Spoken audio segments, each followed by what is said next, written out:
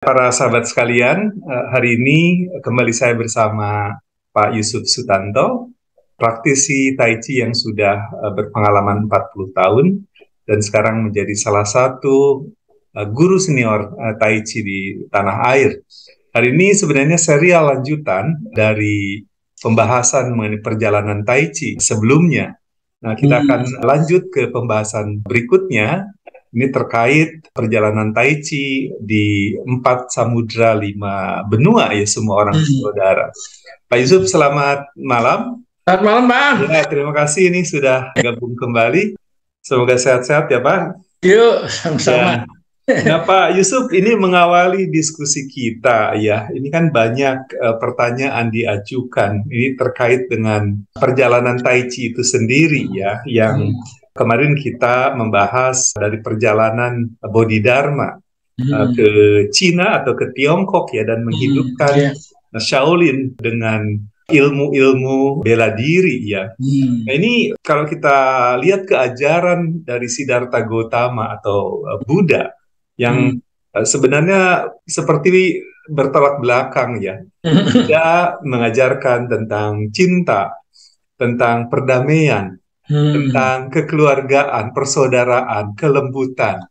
Ya, tapi pada saat Bodhidharma yang merupakan penerus ya dari ajaran Buddha datang ke Tiongkok, justru kegiatan-kegiatan fisik ya, bela diri dengan berbagai jurus ya, untuk memang disebutkan ya untuk kesehatan, untuk bela diri. Tapi bagaimana Pak Yusuf bisa menjelaskan ya adanya kontradiksi di dalam ajaran ya di Buddha dan kemudian praktek pengembangan ajaran itu di dalam Shaolin ya, atau di Shaolin Temple dalam bahasa Inggris.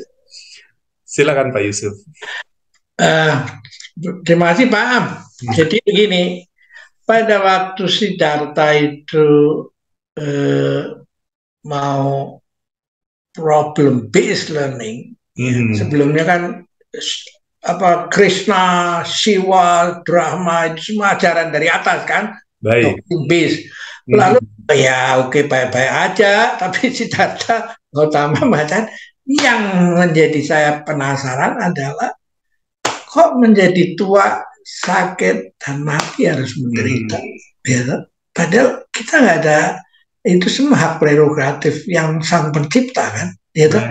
Jadi ada apa di hidden connection? Ada apa program apa yang tersembunyi ditutup ini kan, di balik ini.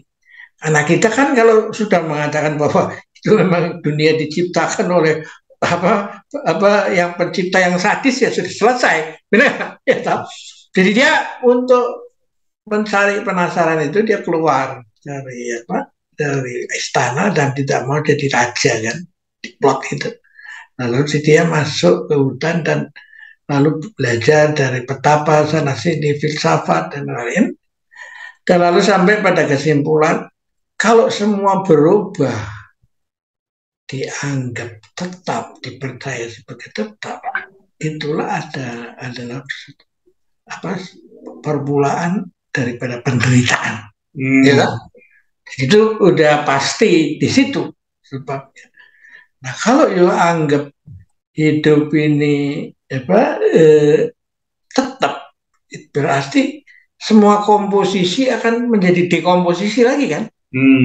Lalu komposisi lagi kan? Ya, lalu terus-menerus kan begitu tuh. Karena itu self nggak boleh ada yang isolated self, ya, yang merasa self ini nanti diutamakan, ya toh. Tapi itu yang jadi peristiwa Charles Darwin itu sama saja terjadi di kalangan Buddhism, tapi lebih 2500 tahun lalu kan, ya toh. Jadi dia mau ini tidak bisa, yang lebih itu adalah orang yang bisa mengikuti perubahan, itu.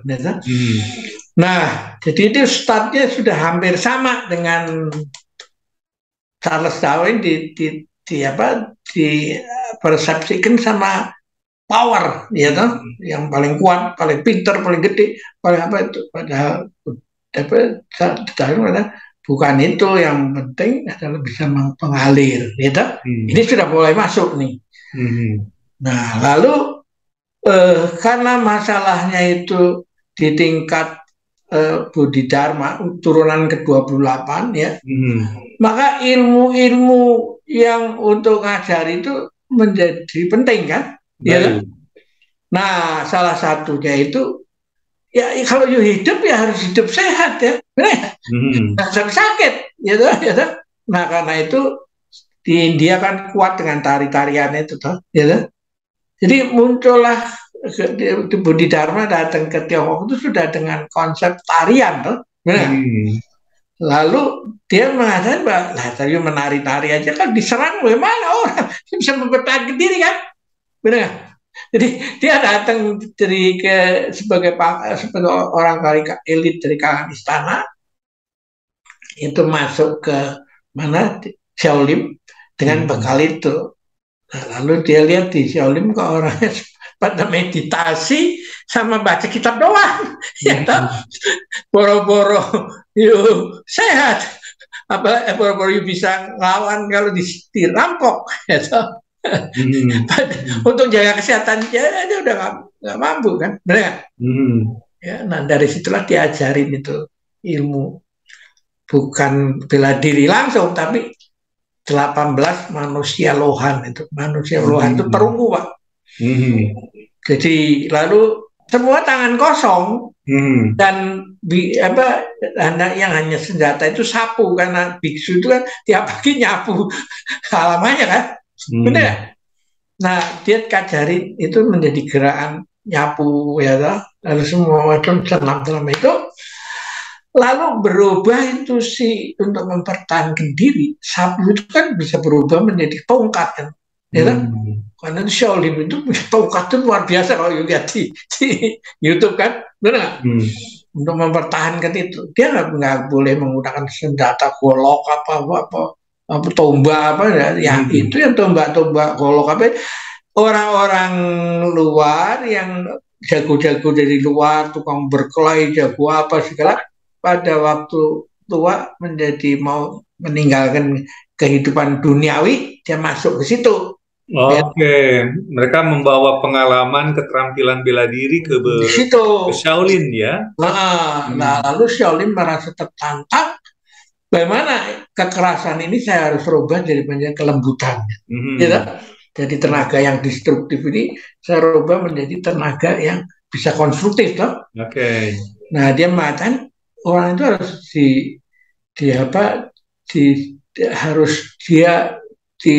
harus mau belajar, tidak boleh serakah, ya toh.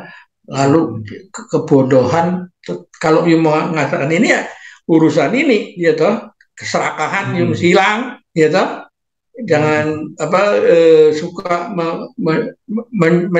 menyiksa orang, ya toh, sama kebodohan kan.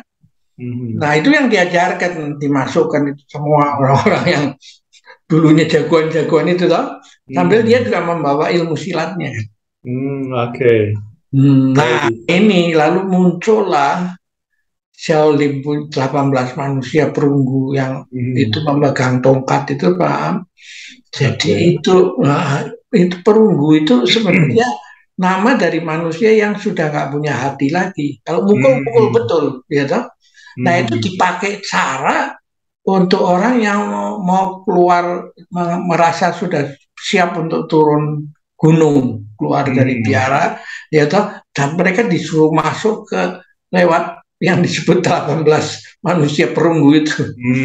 Dan tangan kosong, nggak boleh bawa senjata, ya toh. Kalau dipetungin sampai 7 ya keluar lagi, berarti dia mesti belajar lagi kan, ya toh. Entah kalau sudah siap dia keluar lagi terus, ya toh, balik hantam lagi.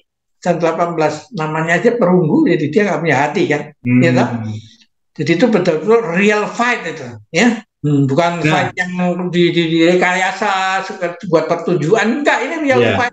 Itu biksunya yang disuruh jadi manusia perunggu itu juga dikasih tahu ini yuk bukan ini nggak boleh ada kurang keras, kurang apa ya, pakai rasa hati nggak boleh.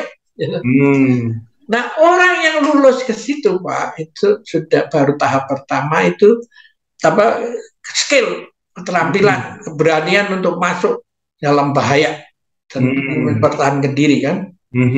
Nah, setelah itu dia mesti lewatin sebuah pintu yang hanya bisa dibuka kalau tempat dupa di depannya itu yang dipanaskan terus 24 jam itu nggak pernah berhenti itu, you geser baru pintunya itu bisa keluar ya. Nah di kiri kanannya tunggu itu ada harimau sama naga. Jadi orang yang lulus dari Shaolin melalui jalan ini dia ada di sini naga, sini ada harimau. Ya ini memberikan satu contoh bahwa you harus mengalahkan diri sendiri. Kalau tadi 18 manusia mengalahkan serangan dari luar, dia berani keluar itu. Jadi film ilmu dari Shaolin itu quality controlnya sangat ketat. Kalau orang yang tidak punya stempel ini berarti orang itu lari, putus, nggak sanggup dia keluar aja, ya kan? Oke. Nah, lalu bagaimana? Jadi tadi ya, saya kira kemampuan mengalahkan diri sendiri. Ya, karena semua mulai dari diri sendiri kan. Ya, keributan kita kan mau merubah dunia tapi nggak mulai dari diri sendiri, ya kan? Sehingga pada saat dapat posisi bagus ya dia hantam semua toh. Buat diri sendiri semua kan, ya kan? Baik. Bercokol apa sekarang nggak mau turun apa itu kan menjadi masalah, ya kan? Jadi itulah mula-mula dari itu semua.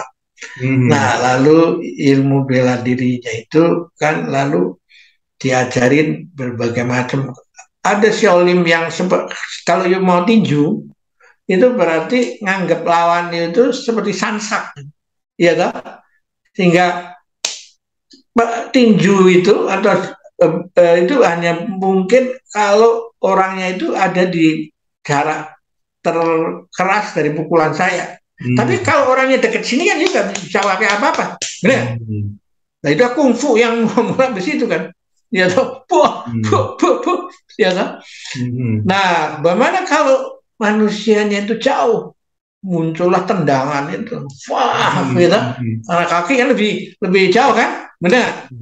Jadi dari kaki menuju ke jarak tinju sampai lalu kalau dekat bagaimana? Nah, kalau Jepang mengembangkan judo kan, ya kan? Ya.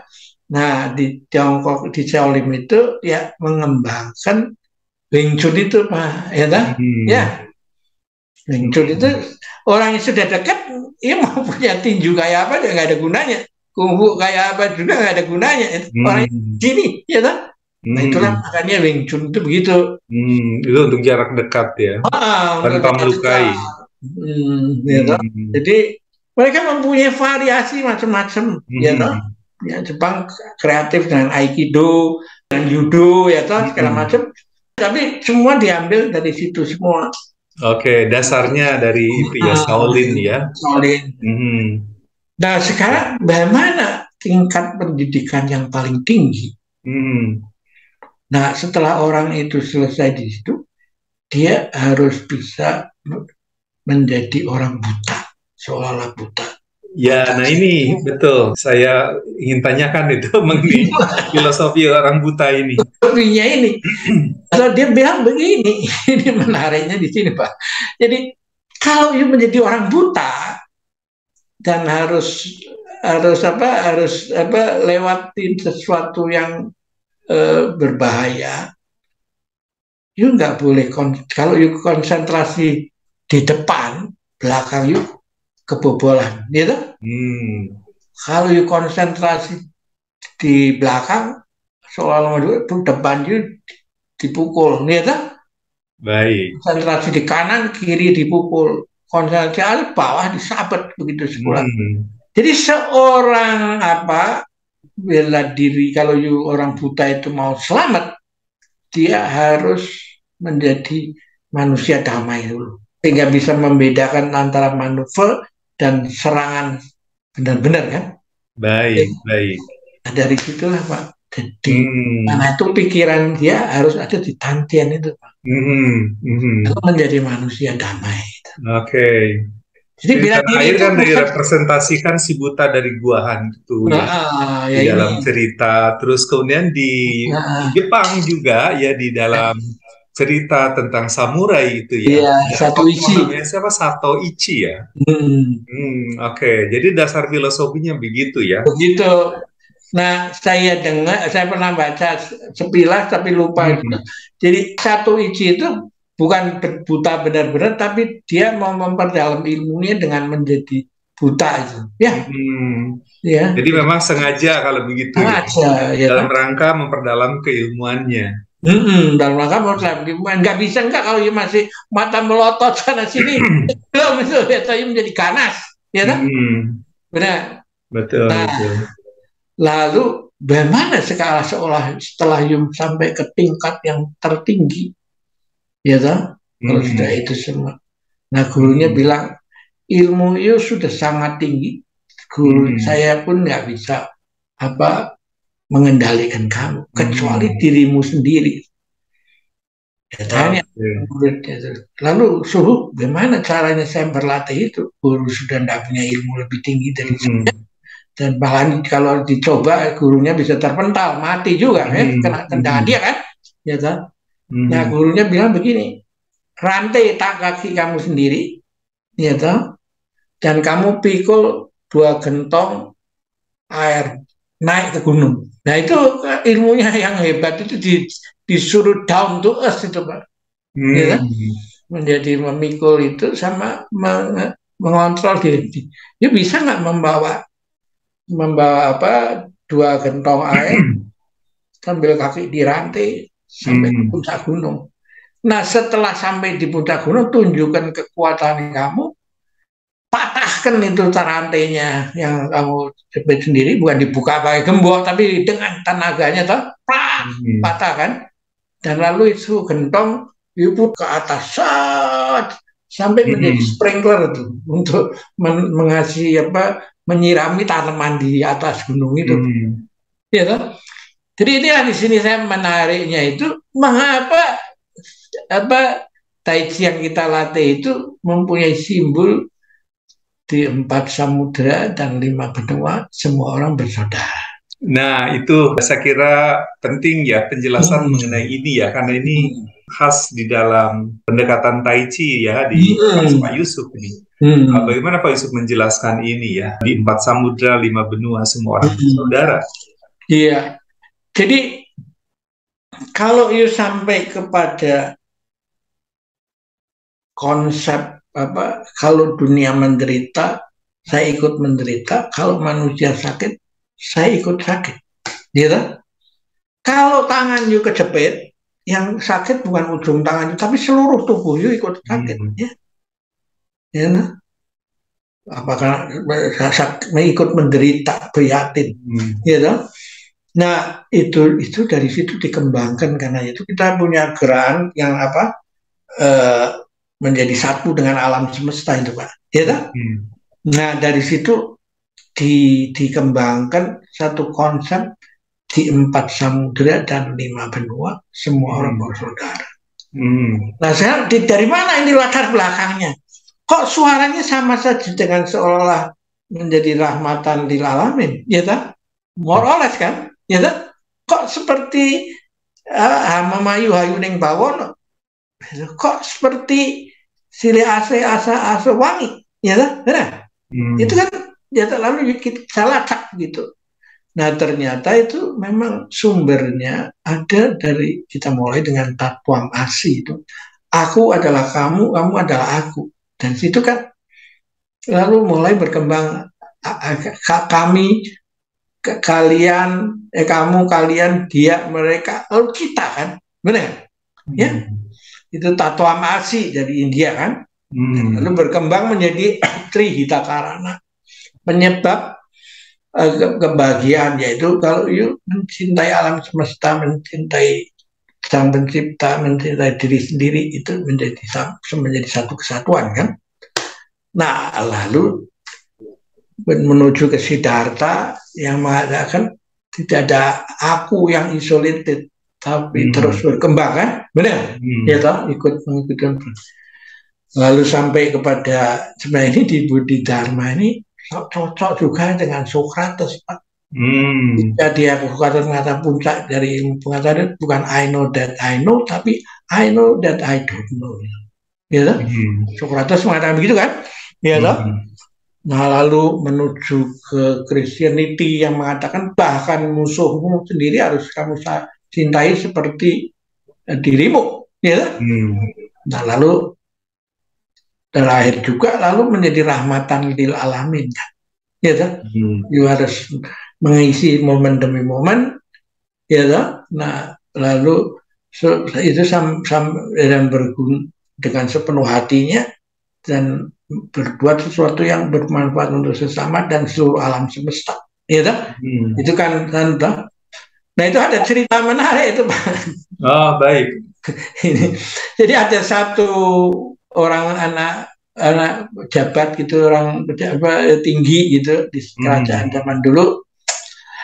Itu dia itu karena ditokohkan oleh agama apa dijadikan orang penting di situ, tak? Lalu dia bingung, aduh, ilmu saya nggak cukup, tapi ya sudah dipaksakan suruh kasih jabatan. Nah, kalau saya ceramah gini, saya mencari bahan dari mana? Saya saya anak orang istana aja kan, anak orang elit situ. Lalu dia mengembara, mencari diam-diam, nggak mau ketahuan, nggak mentahuan, supaya dia punya referensi ya bahwa dia itu patut juga angkat itu, bukan itu, tapi saya mempunyai isi juga lah, ya. Bukan dipakai namanya doang, ya. Lalu dia kemana-mana belajar. Nah, satu hari dia ke sebuah hutan, dia mendengar orang bersenandung gitu. Nah, bersenandung didengarin. Nah, itu syair yang Visudacara itu. Hidup momen demi momen. Momen-momen adalah milik kita, ya. Dapatkah Anda hidup dari satu momen, pindah ke momen dengan sepenuh hati, ya tak? Itu nanti bisa dibaca sendiri sama orangnya, tak? Ya tak? Ya, slide-nya, tak? Lalu kalau Anda sampai begitu, mencuci piring, setrika, melihat, menatap mata orang yang kita kasihi, menggendong bayi, ya tak? Menderita sakit, bahkan sampai kematian, ya tak? Nah,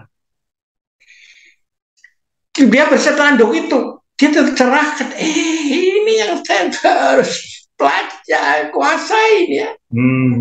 Nah, lalu dicari suara dari mana. Ternyata suara itu dari seorang dewa, atau raksasa gitu, yang belum dewa, raksasa kelihatannya dia, gitu. Lalu sedang ngantuk gitu. Dia bilang, coba tadi sudah habis belum? Ya, belum habis, masih ada sambungannya. Ya, lalu coba omongkan lagi. Aduh, saya ini sudah berhari-hari tidak makan daging manusia, sehingga suara saya untuk nyanyi aja saya nggak ada lagi. Ya, tapi si anak orang penting ini lalu mendesak lagi kan. Coba jelaskan lagi. Lalu si raksasa itu, oke, kalau begitu kita ambil berjanji aja. You naik di atas pohon, you turun ke mulut saya. Nah, pada saat di perjalanan itu saya akan ceritakan ending daripada lagu itu. Nah, dia udah mereka tadi memang mau belajar kan. Nah, turun jatuh situ, Pak. Das. Nah, pas sudah dekat itu, si raksasa itu sebagai sesuatu yang indah dan suci untuk dijalani. Ternyata orang itu jatuhnya di tempat jerami yang empuk. Raksasanya hilang. Ya, begitu dah ceritanya itu. Mereka cara mengajarnya itu menyusun metafor yang membuat orang itu Nah, itu jadi lalu hidup itu menjadi momen demi momen sebagai sesuatu yang indah dan suci untuk dijalani. Gitu. Nah ini yang sebenarnya menurut saya diperlukan di zaman sekarang ini. Jadi begitulah cara orang-orang zaman dulu mengajar bahwa hidup itu memang harus begitu, ya kan? Ya. Nah karena itu ilmu bela diri yang keras-keras, memukul benda keras, kepala dibeturin sama apa itu, dipukul sama itu sebenarnya ya itu bekas daripada peninggalan dari orang-orang luar yang bertobat menjadi situ, dan karena itu bukan menjadi senjata untuk para biksu ini menyebarkan agamanya itu, tapi untuk menobatkan ini, bukan untuk menunjukkan ini pakai nama Shaolin tapi bukan dalam rangka Shaolin itu, ya. Tapi bukan langkah spiritnya, tapi itu semua adalah konsep daripada kita punya. Nah itu kelihatan nanti pada waktu Pak, karena di Shaolin itu ada pengaruh berbagai macam. Salah satunya itu pengaruh daripada Tao Te Ching, kitab itu yang mengatakan bahwa hanya barang yang terlembut yang bisa mengalahkan barang yang terkeras, ya kan? Nah, bagaimana itu direlevansi dengan saat sekarang ini? Silakan Pak. Jadi ini ada yin, ada yang, ya Pak ya. Jadi ada kecil. Nah ini hidup sepasang. Kalau you potong ini yin, saya nggak suka. Yang bekas yang you potong itu berubah jadi yin lagi, terus dipotong lagi, terus. Kalau sudah sampai ini meledak, ya toh, dia nggak potong lagi, malah jadi bunuh diri. Nah yang sekarang ini terjadi dengan virus ini adalah you habisin itu semua virus, you habisin semua bakteri yang dianggap abiotik, ya toh, dengan segala macam alat pemusnah. Sampai pada akhirnya mereka membalas, dan sekarang itu dengan bahan yang kecil, bakteri, dia itu masuk dan membunuh manusia itu. Ya, jadi ini menurut saya itu satu bentuk pembalasan daripada yang sesuai dengan kitab Tao Te Ching itu. Ya. Nah satu lagi, you ciptakan bom atom, ya toh, dan masih belum puas, seatomnya kecil, diambil nukleus lagi menjadi bom nuklir. Wah, ini ada masalah jaringan nih Pak Yusuf. Sekarang ini karena banyak negara, beberapa negara yang bertahan, hanya satu yang punya, yang lain nggak punya, jadi ditakut-takutin. Jadi lalu ini sudah menjadi bom nuklir ini yang lebih kecil lagi, dan sekarang yang bertentangan itu saling sudah pada mempunyai, sehingga kalau sampai diledakkan itu semua akan hancur, ya. Jadi nggak bisa lagi keadaan ini. Karena itulah memang yang bisa merubah adalah mindset. Meskipun susah bagaimana juga, orang harus mengambil jalan one world, one universe, one dream. Oke. Baik, seri itu kata-kata terakhir ya Pak Yusuf. Karena itulah kita punya Tai Chi ini menjadi unik Pak. Nggak melihat yang Tai Chi yang diterapkan dalam konsep ini, ya toh? Karena mereka belajarnya sebagai ilmu yang untuk kegunaan praktis saja kan, kesehatan, bela diri, apa toh. Nah ini akan menjadi kesehatan untuk dunia ini. Jadi kira-kira kita bisa simpulkan pertemuan yang kali ini, ya toh? Dan kita nanti sampai ketemu minggu depan lagi atau depan lagi, kita kerucutkan lagi, ya toh? Baik. Bagaimana gitu Pak? Ya. Baik, terima kasih Pak Yusuf atas penjelasan obrolan ya mengenai perjalanan Tai Chi dilihat dari berbagai perspektif ya, dan ternyata ini pemikiran yang luas dari Tai Chi untuk dunia ya, bukan hanya di ruang yang terbatas di tempat kita ya, tapi lebih luas lagi. Baik Pak Yusuf, terima kasih. Sampai ketemu lagi. Salam sehat Pak Yusuf. Sama-sama Pak.